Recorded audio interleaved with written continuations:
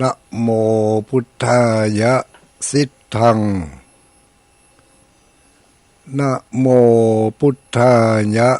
สิทธังนะโมพุทธายะสิทธัง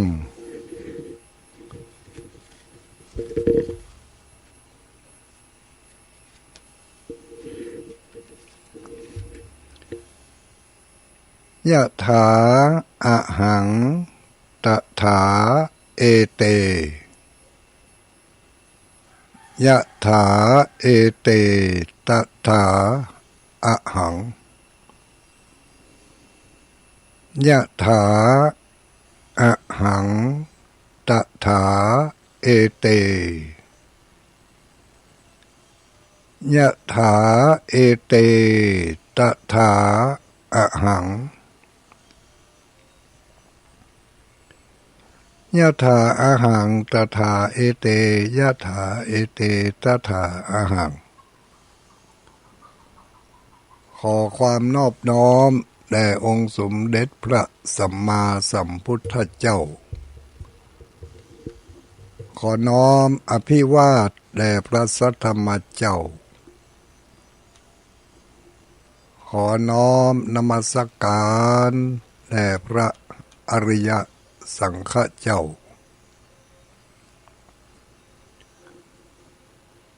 ขอถวายความเคารพมายังท่านพระคุณเจ้าท่านเจ้าคณะพระสังฆาธิการท่านครูบาอาจารย์พระสงฆ์องค์สังฆเจ้าทุกรูปทุกตนทุกองค์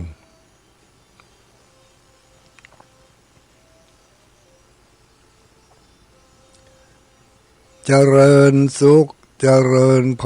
รอรุณสวัสดิ์ญาติโยมพุทธศาสนิกชนทุกคนทุกท่านทุกหมู่ทุกเหล่าทุกเพศทุกวัย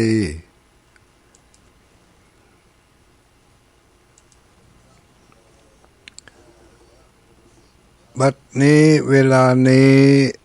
ท่านทั้งหลายกำลังได้ยินได้ฟังเสียงจากสถานีวิทยุคลื่นสีขาวเพื่อชาวประชาส่งสัญญาณจากพระธาตุม่อนจอมพออำเภอเวียงป่าเป้าจังหวัดเชียงรายไปยังสถานีแม่ข่ายวัดปากตางเจริญอำเภอดอยหล่อจังหวัดเชียงใหม่แล้วกระจายไปสู่พื้นที่ต่างๆที่รับสัญญาณจากวัดปากทางเจริญ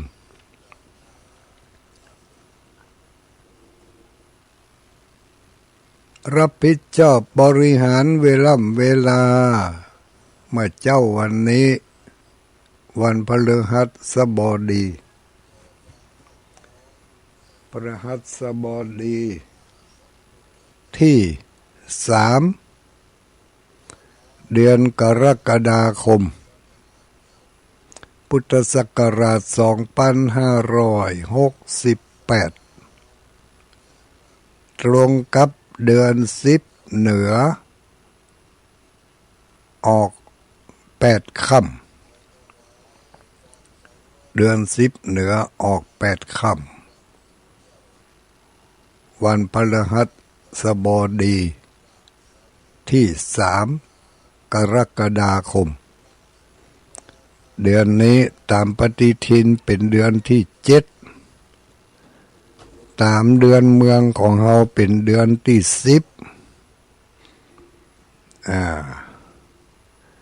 จะได้ว่าต่างกันก็ต่างกันอยู่คนเมืองชาวพุทธเอานับเดือน1ตั้งแต่เดือนเกียงยังบ่ออกภาษาเตือเนาะ เป็นเดือนที่1เดือนที่2ก็เดือนยี่ก็แปลว่า2 คนเมืองแล้วก็เดือน3เดือน4เดือน5มาจนถึงบัดนี้เดือนที่10ของปี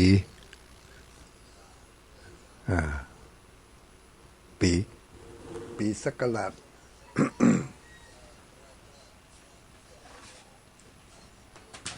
ปีใจปีเป้าปีนี้ปีเมาเนาะบัดนี้ปีนี้เป็นปีไส้ตามปีของนักกษัตริย์ปีไส้ปีสีงูใหญ่ปีไส้งูเล็กปีสีปีที่แล้วนี่ปีสีปึ่งงูลูปึ่งนาคปึ่งนาคปึ่งงูปีนี้งูเล็กงูน้อยงูน้อยถ้าเป็นงูเห่าจะน้อยจะใหญ่มันก็มีพิษเท่ากัน หยดต่อหยดมีพิษเท่ากันก็คงจะบ่แตกต่างจากคนสักตัวใดเนาะคนตัวเล็กตัวใหญ่ตัวน้อยสติปัญญาถ้าจะมีแล้วมีเท่ากันอย่าไปคิดว่าไอ้ตัวเล็กมันปัญญามันน้อยนะโอ้ตัวเล็กบางคนนี่มันจะน้อยสักกำหนึ่งนักเหลือคนใหญ่ก่อนบุญบารมีสร้างสมมาไม่เท่ากันเนาะบางคนก็สร้างบารมีมาในเรื่องของการให้ทานทานะบารมีสร้างมานักมาหลายมาถึงภพนี้ชาตินี้มาเกิดในกองเงินกองทองเกิดในที่มีสมบัติอัคฐานมากมาย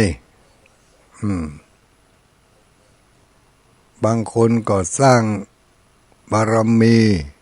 ทำบุญในเรื่องของการรักษาศีลมานักกว่าการให้ทานนักกว่าการเจริญเมตตาภาวนาเกิดมาเขาก็มีสุขภาพร่างกายสมบูรณ์แข็งแรงปราศจากโรคภัยไข้เจ็บมีองค์ลักษณะครบถ้วนบ่มีอุปสรรคในการดำเนินชีวิตเนื่องมาจากว่าในอดีตชาตินั้นเขาเคยรักษากายกรรมวจีกรรมมาอย่างดีบางคนมีสติปัญญาเฉลียวฉลาดอาจรู้ในสิ่งต่างๆเรื่องต่างๆบางคนบ่รู้แต่เขารู้บางคนจำบ่ได้แต่เขาจำได้ดีมีปฏิภาณไหวพริบสามารถแก้ปัญหาตอบปัญหาได้ดีกว่าคนทั้งหลายนั่นเป็นเพราะว่าในอดีตชาตินั้นเขาเคยใส่ใจและสนใจตั้งใจบำเพ็ญเมตตาภาวนาสนใจเรื่องการไหว้พระสวดมนต์สนใจใส่ใจเรื่องการฟังเทศน์ฟังธรรมอันนี้ทำให้ มีสติปัญญาดีมีสติปัญญาดีจะไปเกิดในที่ใดๆก็มีสติปัญญาดีมีความเฉลียวฉลาดกว่าคนทั้งหลายปราดเปรื่องในเรื่องต่างๆบางทีเปิ้นอู้กันเจ้าเขาบ่เข้าใจแต่คนคนนั้นเขาเข้าอกเข้าใจเรียนหนังสือก็เรียนได้เก่งจะไปเปิ้นชวนไปฟังเทศน์ฟังธรรมเปิ้นชวนไปบำเพ็ญเจริญเมตตาภาวนาก็สนใจอยากจะเนี่ยอยากจะทำอยากจะปฏิบัติตามกรรมที่เปิ้นจักชวนบอกกล่าวใส่ใจเรื่องการทำบุญทำทานเพราะว่ามีพื้นฐานทางด้านนั่นมามีพื้นฐานทางด้านเจริญเมตตาภาวนาไหว้พระสวดมนต์พอมาถึงภพนี้จัดนี้เขาก็จึงใส่ใจอยากจะไปต่อยอดที่ทำข้างไว้ในอดีตชาติให้มันสมบูรณ์แบบเนาะ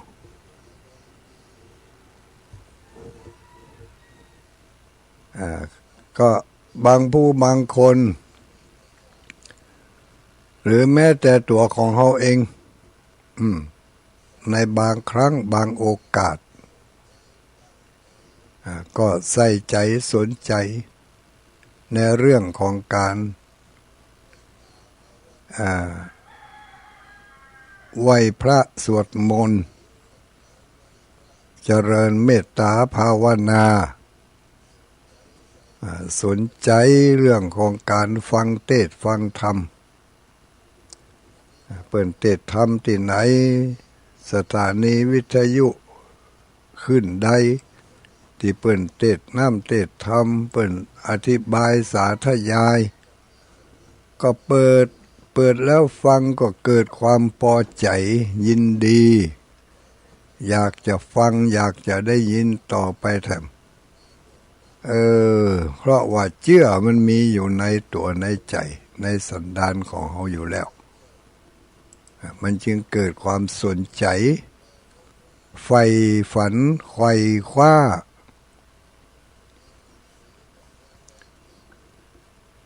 ลองสังเกตพอดอกบางเตื้อเปิ่นชวนเปิ่นจักเปิ่นแนะนำเปิ่นเปิดโอกาสเขาก็ใครเนี่ยแก่ทำกับเปิ่นบารมีที่สร้างสมมาหลายภพหลายชาติมันคอยกระตุ้นให้เรามีความอยากมีความใฝ่ฝันใครเนี่ยใครทำบางทีก็ได้ทำตามที่ความใฝ่ฝันและต้องการบางเตื้อบางครั้งบางโอกาสอยากจะทำแต่มีอุปสรรคมาคัดมาขวางอุปสรรคต่างๆมาคัดขวางแต่คืนแล้วแม่อุ้ยโทรมาถามตกลงเปิ้นว่านิวรณ์เนี่ยมันคือหยังได้ยินป่ออาจารย์เวนตานก็ขออย่าให้มีนิวรณ์มาคัดมาขวางหนทางไปสู่สวรรค์ชั้นฟ้าและเนรปานทุกเจ้าปันป้อนก็จะอ่านได้ยินคำเหมือนกันนะมีอย่าได้มีนิวรณธรรมกรรมอันแก่นกล้าที่ชักห้ามตับเสียยังหนทางไปสู่ชั้นฟ้าและเนรปาน แม่อุ้ยก็สงสัยมาแตะเมินจะถามไปก็บ่กล้าถามคำว่านิวรณ์นั่นมันคือมันยังหรอ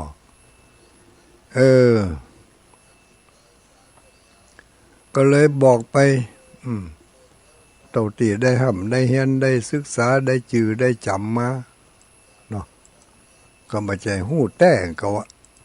หู้หมกจำได้เนี่ยหมกจำได้เล็กๆน้อยๆก็บอกว่าโอ้คำว่านิวรณ์นี่นะถ้าเป็นรูปธรรมก็คือสิ่งกีดขวางสิ่งที่มากีดขวางมาคัดขวางบ่ให้ได้ทำคุณงามความดีเป็นอุปสรรคมาเกิดเกิงบ่ให้ได้ไปสู่สวรรค์ชั้นฟ้าและเนรปานโดยเฉพาะอย่างยิ่งก็คือสิ่งที่มากีดขวางบ่ให้ได้ทำคุณงามความดีเพิ่นเรียกว่านิวรณ์เป็นอุปสรรคขัดขวางมีอันอย่างพ้องมี5อย่างก็เนอะตามในธรรมเพิ่นว่านิวรณ์มี5อันอย่างพ้องสิ่งที่ว่ากีดขวางบ่ให้ทำคุณงามความดีหรือบางทีกำลังทำความดีอยู่เกิดมาคัดขวางเอาในระหว่างที่เรากำลังจะสั่งสมกำลังจะทำดีอยู่นั่นก็เป็นนิวรณ์บางทีทำไปแล้วใกล้จะเสร็จโดนนิวรณ์มาจ่อ มาจักมาจุงมาเบนความตั้งใจนั่นยุดยั้งเบื่อเนี่ยเบื่อทำก็จะจัดเป็นนิวรณ์เหมือนกันนิวรณ์ฟังดูแล้วเหมือนกับว่าอย่างเฮาไข่รับไข่นอนก้านิวรณ์นี่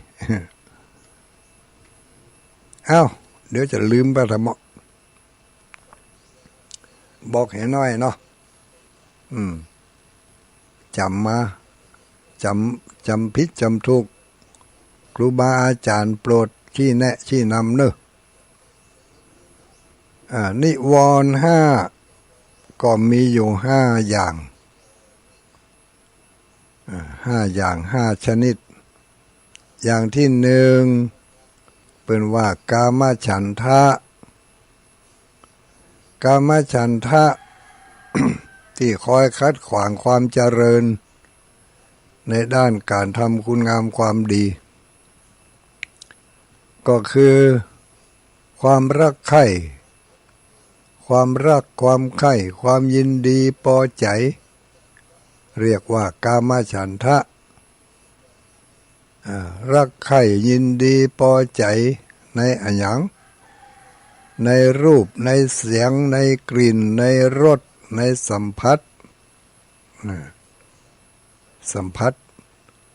ในรูปยินดีพอใจในรูปร่างผิวพรรณรูปแบบรูปลักษณ์มีความยินดีพอใจหลงไหลคลั่งไคล้ในรูปยินดีพอใจหลงไหลคลั่งไคล้ในเสียง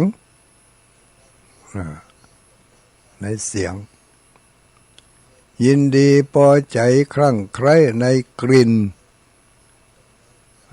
ในกลิ่นในสัมผัสทั้ง5เนี่ยในกลิ่นในรสชาติของอาหารการกินยินดีพอใจในการสัมผัสถูกต้องทางผิวพรรณ เนื้อหนังมังสังเนาะเรียกว่าโพธัพพะคือความสัมผัสถูกต้องความแข็งกระด้างความอ่อนความนิ่ม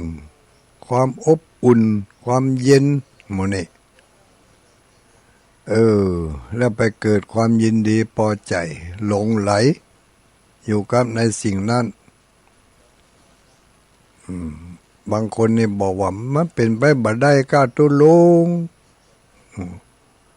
ได้บ่ได้ก็ลองพอคนเฮาในสมัยปัจจุบันนี่ก่อนคืนไปนั่งรถปุ๊บจะต้องเปิดแอร์ละ มือหนึ่งจับพวงมาลัยมือหนึ่งเปิดแอร์มือดึงย่ามเปิดแอร์ก็อยู่ในบ้านมันก็บ่หันมีแอร์นี่เนาะแต่เขาเข้าไปนั่งในรถจะเปิดแอร์ให้ได้อะเนี่ยถ้าบ่มีแอร์มันดึงบ่ม่วนมันก็ติดแอร์นั่นก็เนาะอยู่บ้านก็ต้องมีแอร์บางยุคบางสมัยบางครั้งบ่มีแอร์บ่ได้อึดอัดนอนบ่หลับบางคนฝึกลูกฝึกหลานให้ติดแอร์ติดพัดลมต้องใช้พัดลมเป่าต้องใช้แอร์เป่าสุขภาพก็บ่ค่อยดีเพราะมันเอา สิ่งที่แปลกปลอมจากธรรมชาติเข้าไปหล่อเลี้ยงก็ยังมูติฉีดวัคซีนตั้งหลายแลนี่กะเนาะ ว่าไปว่ามาก็ไปสวดไปหาวัคซีนพุ่นเอาสิ่งแปลกปลอมเข้าไปหล่อเลี้ยงร่างกายฝึกให้ลูกให้หลานนอนกับแอร์นอนกับพัดลมบ่มีพัดลมมันบ่หลับนะกะที่เฮาเกิดมานะเฮายังหลับ ก็หามาฮู้จักพัดลมเมื่อเท่าดิเนาะแต่กะอันนี้ผิวพรรณติดอยู่ในสิ่งนี้ก็บ่อาจที่จะไปรอดไปถึงจุดหมายปลายทางได้ ติดในรูปในเสียงในกลิ่นในรสในสัมผัสความเย็นร้อนอ่อนแข็งเหล่านี้เป็นเรียกว่านิวรณ์ข้อที่หนึ่งคือกามฉันทะความยินดีพอใจในกามคุณทั้งห้าเมื่อติดอยู่ในสิ่งเหล่านี้แล้วบ่อาจที่จะบรรลุถึงความสำเร็จได้ในการประกอบภารกิจการงานใดๆก็แล้วแต่อันนี้ข้อที่หนึ่งนะถ้าติดอยู่ในนี่เนี่ยเป็นเรียกว่านิวรณ์คือสิ่งที่มากีดขวางบ่ให้ประสบกับความสำเร็จรวมมันก็คงเข้าในข่ายพุ่นน่ะขาดความอดความทนขาดความยับยั้งชั่งใจติดกันไปเป็นพวงเป็นเจ็บนิวรณ์ต้นเก้าของมันกามฉันทะความยินดีพอใจในกามคุณทั้งห้ารูปเสียงก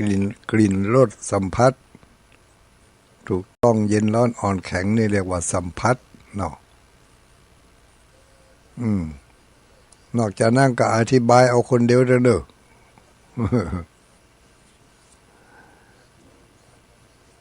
กามฉันทะ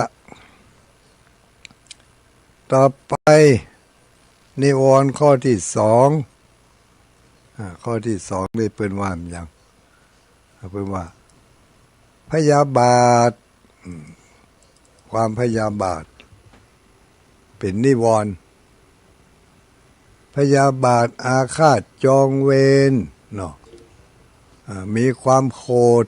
เป็นต้นเก้าต้นเหตุมีความโกรธที่เรียกว่ามีโทสะ เป็นต้นเหตุต้นเก้าคือเกิดความคือเกิดความโกรธความเกลียดเกิดความหิงสาพยาบาทเนาะ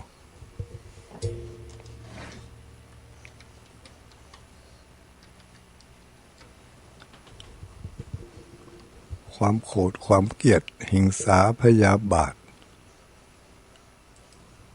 อันนี้ก็จัดเป็นนิวรณ์ที่เรียกว่าพยาบาทความ ความปองร้ายความปองร้ายความโกรธอาฆาตมาดแค้นมันจะมาจากสาเหตุอันใดเกิดมาจากความอิจฉาริษยากาเกิดความบ่พอใจกาได้ผูกใจเอาไว้ผูกความเจ็บใจเอาไว้เกิดความบ่พอใจเล็กๆน้อยๆแต่บ่ได้ปล่อยได้วางสะสมเก็บไว้มั่มมึกไว้หันแต่น้อยสักวันก็นมึงเฮ้ยสักวันก็นมึงเฮ้ย สักเตือก็นมึงเฮ้ยเนี่ยอาฆาตมัดผูกอาฆาตเอาไว้จะต้องหาทางแก้แค้นแก้คัดจนได้ก็เป็นจัดเป็นนิวรณ์เครื่องที่คอยกีดขวางบ่ให้บรรลุถึงความสำเร็จบรรลุถึงความเจริญรุ่งเรืองก็เป็นนิวรณ์ทั้งห้าได้สองอยู่นะอันที่หนึ่งคือกามฉันทะความพอใจยินดีในกามคุณในพอใจยินดีในรูปในเสียงในกลิ่นในรสในสัมผัสถูกต้องยินร้อนอ่อนแข็งเมื่อยินดีพอใจติดใจแล้วก็ความอาฆาตพยาบาทปองร้ายผู้อื่นคนอื่นสัตว์อื่นโดยอารมณ์ที่มันพุทธได้สัมผัสขึ้นมาแล้วก็ไปอาฆาตเอาไว้หมายมั่นจะต้องแก้แค้นจะต้องไปชำระจะต้องไปเอาคืนอันเนี้ยเมื่อพยาบาทเมื่ออาฆาตอยู่อย่างนี้ก็จัดเป็นนิวรณ์คือมันคอยกีดกันคอยกึดกึ้งเบิ่งไปถึงความเจริญได้เบิ่งไปถึงเป้าหมายที่ได้ตั้งเอาไว้ในทางที่ดีที่งามเนาะ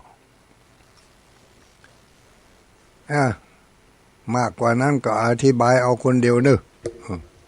ต้นเหตุมันมาจากความโกรธความเกลียดนี่แหละถ้ามันจะแผ่ขยายออกไปเป็นอย่างปะล่ำปะเหลือที่มันเกิดจากความโกรธความเกลียดนี่อันนั้นกับมาจากคำว่าพยาบาทอาฆาตจองเวรคิดจะล้างผลาญคิดจะตอบไส้คิดจะเอาคืนโอ้โหอันโคตรนี่มันโคตรได้กับไผก็โคตรได้ตัวเฮาก็โคตรได้ไผก็โคตรได้ยิ่งเฮาเฒ่าเฮาแก่มาอย่างนี้โคตรได้ทั้งนั้นโคตรง่ายเฮ็ดด้วยแต่เมื่อโคตรไปแล้วก็คือมันตึกโคตรท่านบ่ให้มันไปจองกรรมจองเวรมันก็ตัดตอนลูกตัดตอนแทนที่มันจะยาวไปได้10 ปี20 ปี10 ชาติ20 ชาติก็เหลือชาติเดียวชาติที่มันเกิดความโกรธนั่นแหละโกรธแล้วไป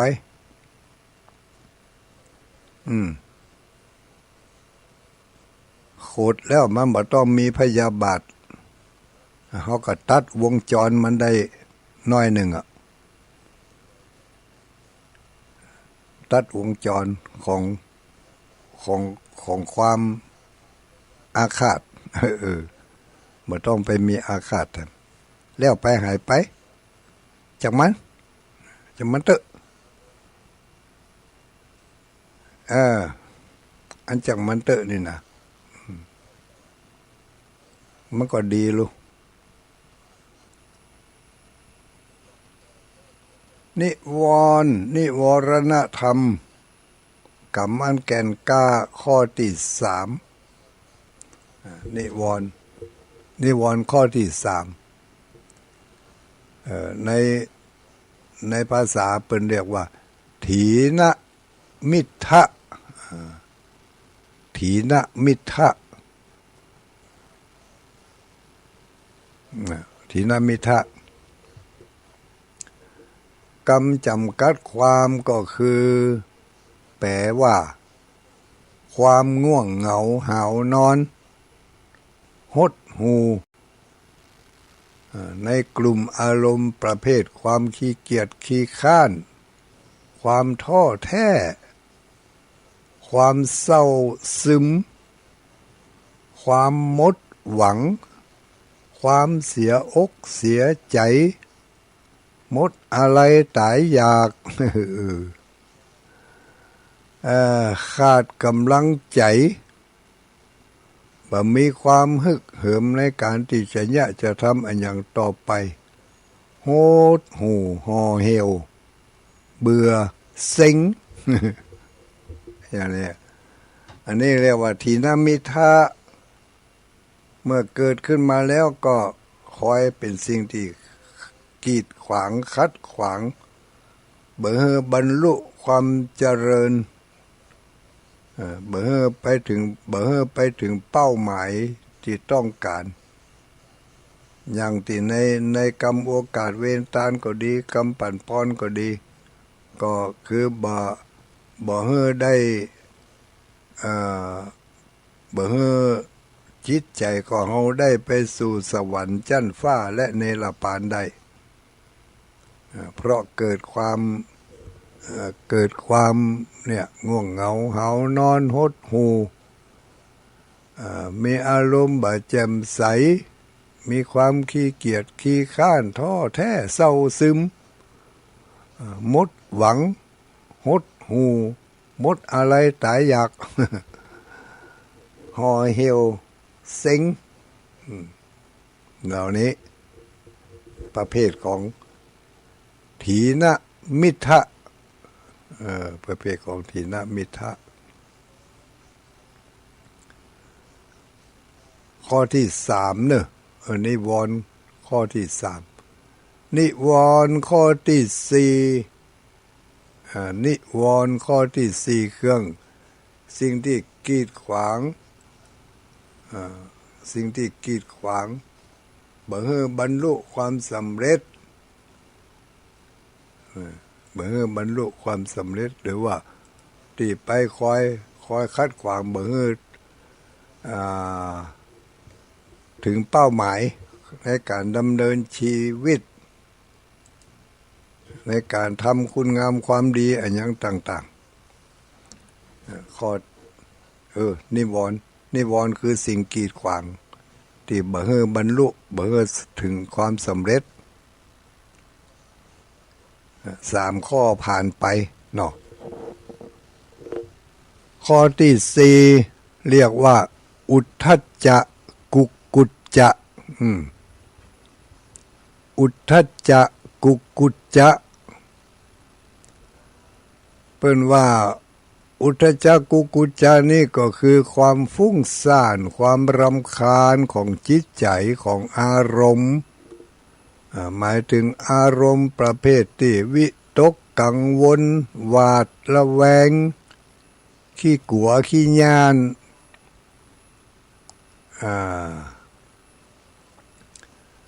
กึดมีกำกึดที่เรียกว่ามีกำกึดซัดสายไปในทางที่ดีพ่องในทางที่บ่ดีพ่องอยู่ตลอดเวลา บ่มีความสงบนิ่ง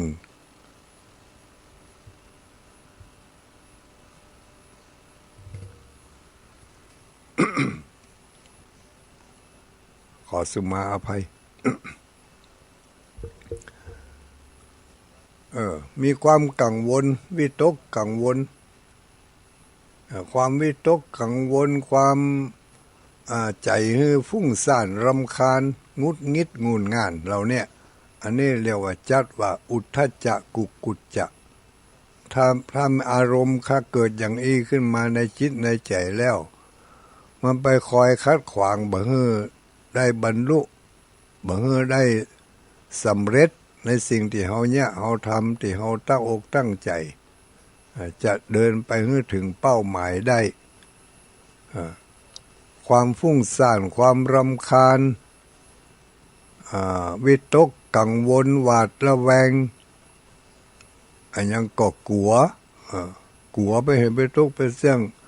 หรือมีความตรงกันข้ามกับความกลัวเนาะไขว่คว้าใฝ่ฝันจนเกิดความบ่สงบอันนี้เรียกว่าอุทธัจจะกุกุจจะเป็นนิวรณ์ชนิดหนึ่งในจำนวนนิวรณ์ตั้ง5 ข้อเมื่อเกิดความฟุ้งซ่านรำคาญขึ้นมาแล้วก็คอยคัดขวางการดำเนินชีวิตการดำเนิน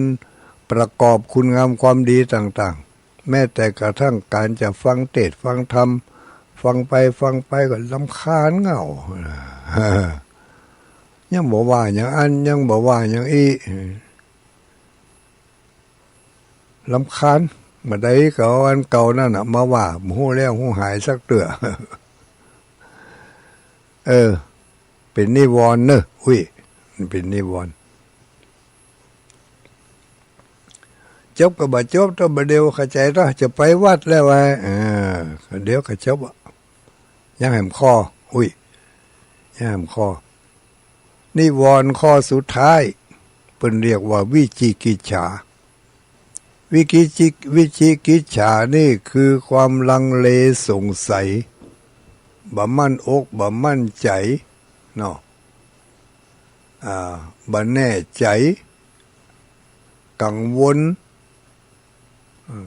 ลภาวะพะวงสงสัย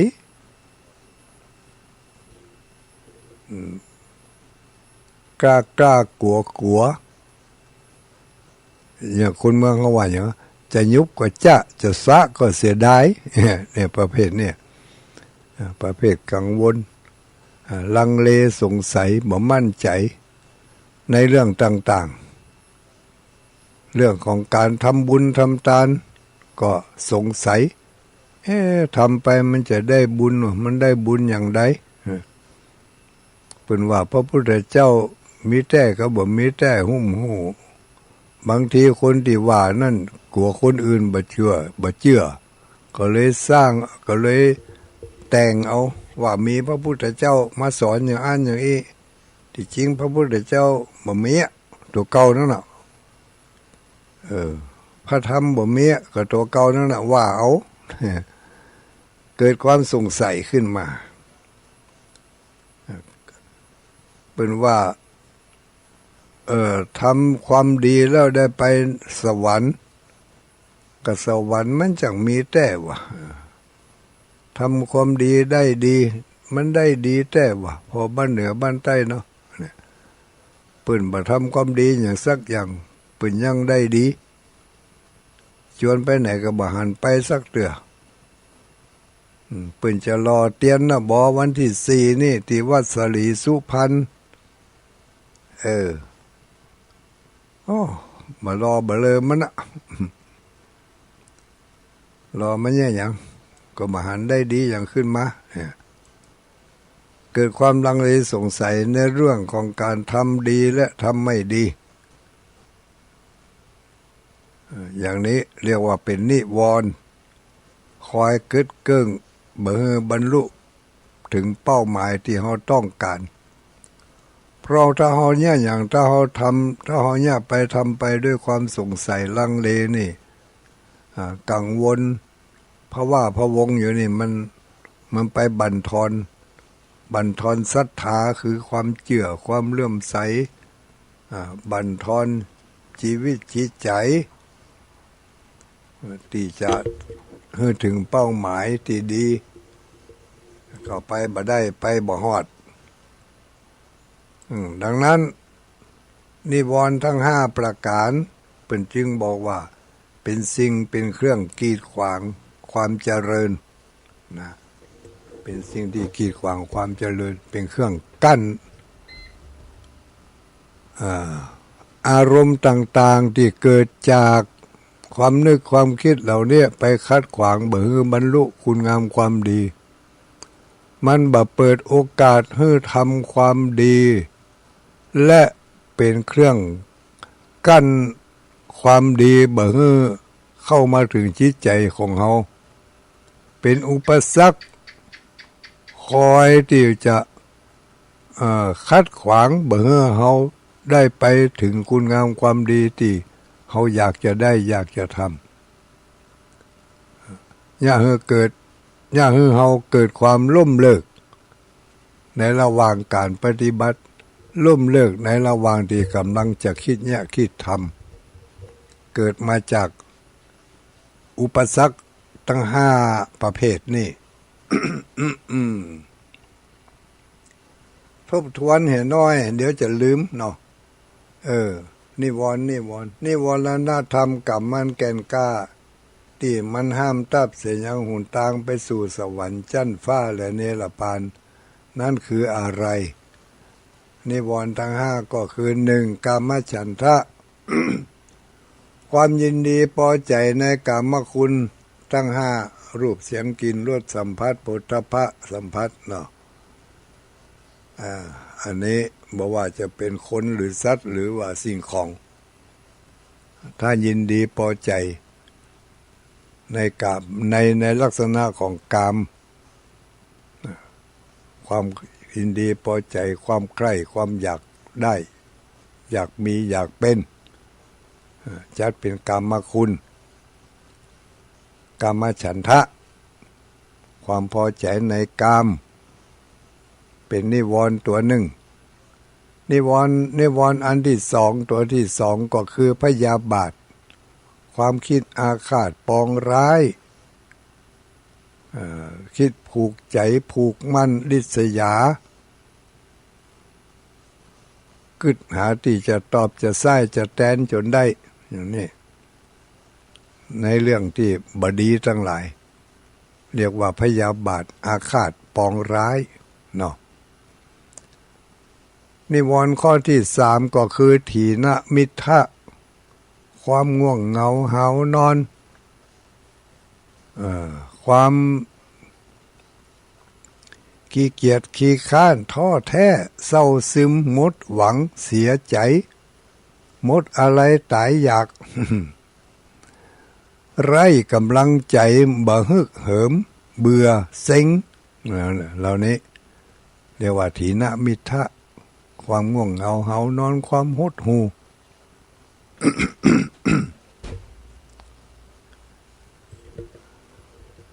เกิดเกิงบ่ได้ถึงบร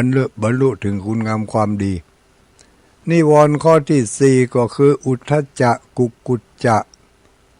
อันนี้ก็เป็นอุปสรรคขัดขวางเพราะว่าเกิดความฟุ้งซ่านรำคาญกังวลระหวาดระแวงกลัวย่านเกิดความหวาดระแวงเกิดความหวั่นไหวอยู่ตลอดบ่มีความสงบนิ่งเนาะนี่บอกว่าเขาจะกึดในเรื่องใดๆนะมีความหวาดระแวงบ่ตั้งมั่นอยู่ในอารมณ์อยู่ในสิ่งที่ต้องการเกิดความฟุ้งซ่านรำคาญอันนี้เรียกว่าอุทธัจจะกุกกุจจะสิ่งที่เป็นอุปสรรคบ่ให้บรรลุถึงคุณงามความดีถึงสวรรค์ชั้นฟ้าและเนรปาน ต่อไปวิจิกิจฉาข้อสุดท้ายเป็นอารมณ์ชนิดหนึ่งคือเกิดความสงสัยลังเลบ่แน่ใจบ่มั่นใจกังวลห่วงหาอะไรกล้ากลัวเนี่ยยังก็บ่เต็มเม็ดเต็มหน่วยบ่เต็มตีคือถ้ามันลังเลสงสัยแล้วมันบ่มั่นใจแล้วเนาะก็เรียกว่านิวรณ์สิ่งที่คอยกีดกันบ่ให้บรรลุถึงความสำเร็จดังที่ใจตั้งเอาไว้วันนี้เป็นวันพระวันศีลจะไปวัดไปดีกรรมไปดีกะจะไปก็บ่ทันได้เตรียมอย่างสักอย่างแต่ว่าก็บ่ได้คิดไว้ลืมไปมาเจ้าวันนี้ไปดีกรรมไปดีกะไปดีกรรมไปดีกะตกลงบ่ไปดีกว่าเพราะบ่พร้อมนั่นแหละเนี่ยหาเอานิวรณ์น่ะมาคอยกีดขวางบ่ให้เราได้ไปถึงเป้าหมายบ่ได้ตั้งใจไว้นี่ตุลุงบ่ได้ตั้งใจไว้ มันใจว่าที่ตั้งใจไว้จะต้องได้ทุกอย่างหรือสิ่งที่บ่ตั้งใจไว้มันเกิดขึ้นมาบางอย่างเขาก็ยังเอาอยู่นี่บ่ได้ตั้งใจแต่ก็ยังได้อยู่ยังเอาอยู่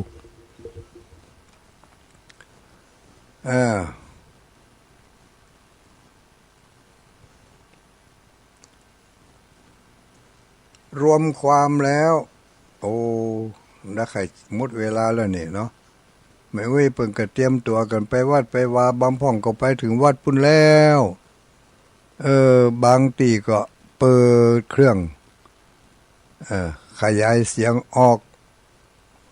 กล้องซอบุญพี่น้องเจ้าบ้านได้ยินได้ฟังก็ขออนุโมทนาขอบคุณขอบใจทุกคนทุกท่าน ทุกเจ้าวันพฤหัสบดีเนอะถ้าบ่มีอุปสรรคอันใดมาขัดขวางก็จะได้นำสาระเนื้อหาต่างๆมาบอกมากล่าวให้แก่หมู่เฮาทั้งหลายได้ยินได้ฟังกันอุปสรรคที่จะมาขัดขวางได้มาบอกมากล่าวมาเล่ามาขานมาพบปะท่านทั้งหลายก็นิวรณ์5นี่ก็มีอย่าง มีกามฉันทะมีพยาบาทมีกามฉันทะพยาบาทมีถีนมิทธะมีอุทธัจจะกุกุจจะมีวิจิกิจฉาสิ่งทั้ง5นี่คอยขัดขวางได้ทำคุณงามความดีการมาพบมาปะกับศรัทธาญาติโยมนี่ก็เป็นการสร้างคุณงามความดีอย่างหนึ่งญาติโยมทั้งหลายได้ยินได้ฟังก็เป็นการสร้างคุณงามความดีอย่างหนึ่งตุลุงมาบอกมากล่าวเอาธรรมะมาแจกมาจ่ายเป็นผู้แสดงธรรมเรียกว่าได้บุญเกิดจากการแสดงธรรมได้คุณงามความดีญาติโยมทั้งหลายได้ตั้งอกตั้งใจฟังตุลุงอู้กันไปฟังกันไปกึดไปแต่ก็หาบ่แต่ก็หาเสียยังอันก็หาก็ว่าบ่ยังอันก็หาฟังไปกึดไปอย่างนี้ก็เรียกว่าธรรมสวนามัยบุญเกิดจากการฟังธรรมได้บุญเหมือนกันถึง2เบื้องเฟื่องฝ่ายตุลุงก็ได้บุญญาติโยมทั้งหลายก็ได้บุญคนรอบข้างของเขาก็ได้บุญไปโดยถ้าเขาอนุโมทนายินดีกับเฮาดีแล้วโลกเปิดมีโอกาสมีเวลาได้ฟังเทศน์ฟังธรรมได้ฟังตุเจ้าเฮานี่มีเวลาลูกมาก็หัวตำการบุญเพิ่นก็ได้บุญด้วยนะเพิ่นยินดีเรียกว่าอนุโมทนาใหม่ บุญเกิดจากการอนุโมทนาซึ่งส่วนบุญที่คนอื่นได้ทำเปิ้นจักเปิ้นชวนกันไปตานเตียนภาษาบอวันที่20นี่เฮาไปที่อำเภอสะเมิงเนี่ยจังหวัดเชียงใหม่นี่อันนี้ไปบักไก่ไปใกล้ๆนี่ก็ไขว่คว้าไฟฝันเสาะแสวงหาเตรียมเนื้อเตรียมตัวเตรียมอกเตรียมใจเตรียมบริวารพวกพ้องเสาะหาเปื้อนหาฝูงได้แล้วก็เสาะหารถเหมารถเหมารางกันไปในระหว่างที่จะไปนั้นก็ต้องเกียมตัวเกียมใจมีอย่างพ้อง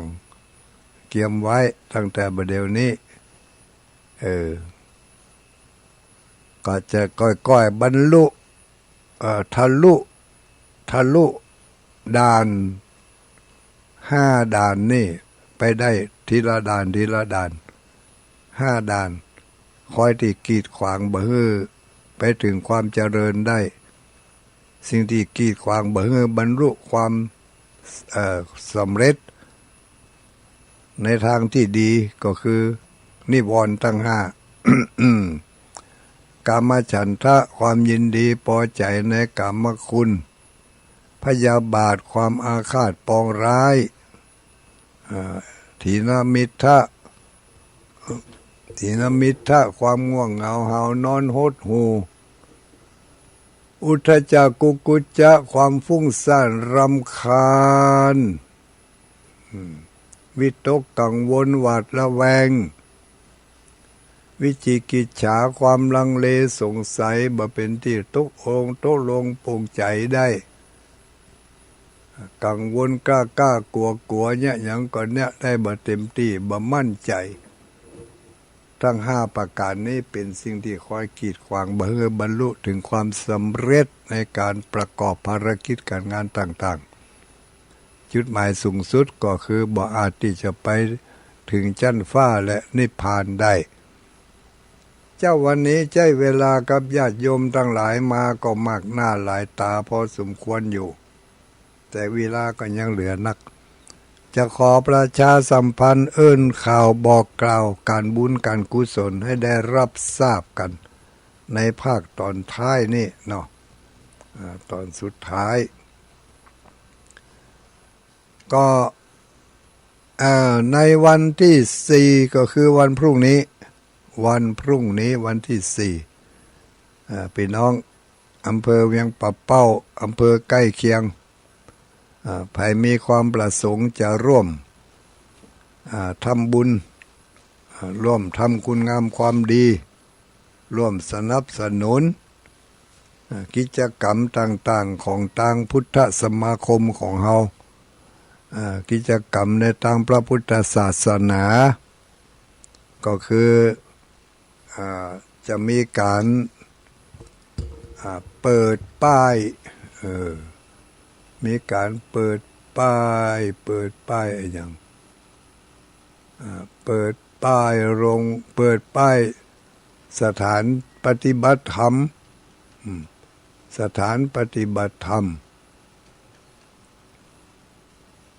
ที่วัดศรีสุพรรณญาติโยมทั้งหลายวัดศรีสุพรรณในวันที่5นี่ในวันที่4นี่มีการเปิดป้ายสำนักปฏิบัติธรรมที่วัดศรีสุพรรณวันนี้ไปจะมีการจัดแจงแต่งดาเข้าตอกดอกไม้เข้าน้ำโภชนะอาหารเอามาเปาะมาหอมมากินด้วยกันไปช่วยกันแต่งช่วยกันดาช่วยกันจัดแจงที่วัดศรีสุพรรณวันที่4วันนี้ไปช่วยกันแต่งกันดาสำนักปฏิบัติธรรมแล้วก็ในงานเดียวกันนั่นเพิ่นจะมีการหล่อเตียนพรรษาถวายเป็นพุทธบูชาแด่พระพุทธรูปเจ้าองค์ติ๊บพระพุทธรูปเจ้าตองติ๊บเป็นพระพุทธรูปประจำบ้านประจำเมืองของอำเภอเวียงป่าเป้า